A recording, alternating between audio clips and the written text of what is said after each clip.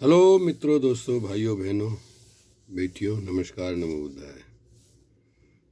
आइए, मैंने बुद्धा एंड इस धम्मा उस पूरी किताब को वीडियो के द्वारा लोगों तक पहुंचाने का प्रयास किया है। पेश कर रहा हूं पेज नंबर 104। हो सकता है कि तुम मेरे धर्म को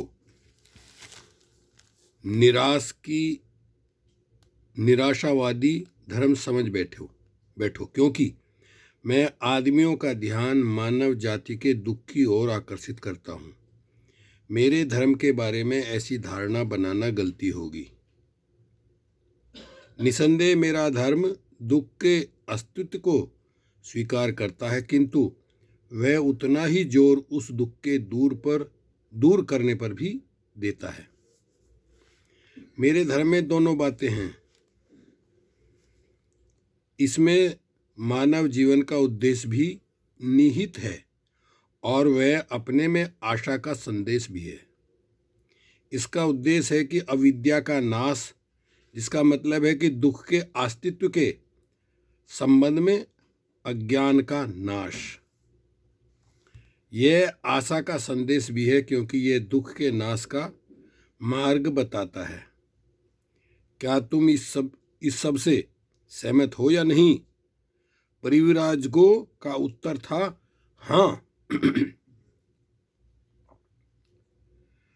परिव्राजकों की धर्म दीक्षा, ये उस समय का है जब सारनाथ में तथागत ने पहला उपदेश 5 परिव्राजकों को दिया था।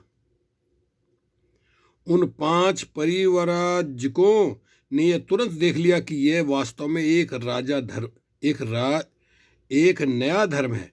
जीवन की समस्या के प्रति इस नए दृष्टिकोण से वे इतने अधिक प्रभावित हुए कि सभी एक साथ कहने लगे, संसार के इतिहास में इससे पहले किसी भी धर्म के संस्थापक ने कभी यह शिक्षा नहीं दी कि दुनिया के दुख की स्वीकृति ही धर्म का वास्तविक आधार है।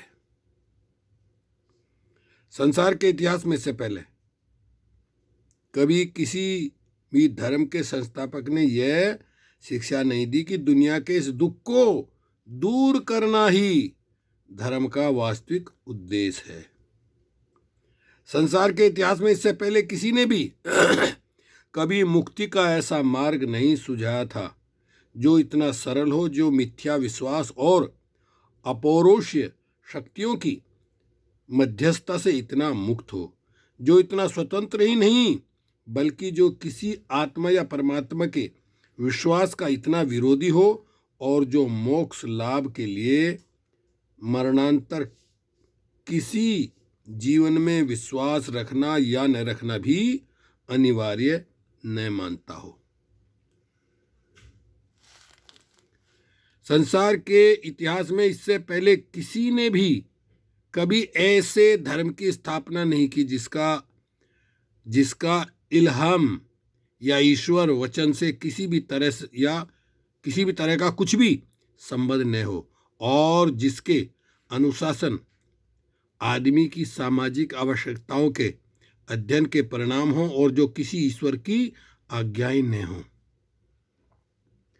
संसार के इतिहास में इससे पहले किसी ने भी कभी मोक्ष का यह अर्थ नहीं किया कि वह एक ऐसा सुख है जिसे आदमी धर्मानुसार जीवन व्यतीत करने से अपने ही प्रयत्न द्वारा यहीं इसी पृथ्वी पर प्राप्त कर सकता है। इन परिव्राजकों ने जब भगवान बुद्ध से उनके द्वारा उपदिष्ट नया सद्धर्म सुना तो इसी प्रकार अपनी भावनाओं की अभिव्यक्ति की।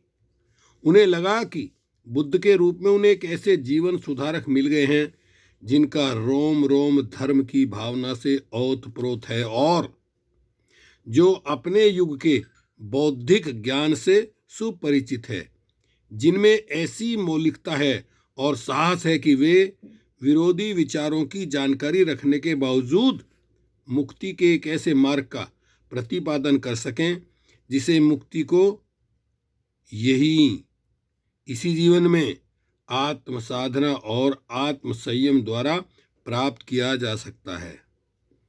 बुद्ध के लिए उनके मन में ऐसी अंतिम श्रद्धा उत्पन्न हुई कि उन्होंने उनके प्रति तुरंत आत्मसमर्पण कर दिया और प्रार्थना की कि बुद्ध उन्हें अपना शिष्य बना लें।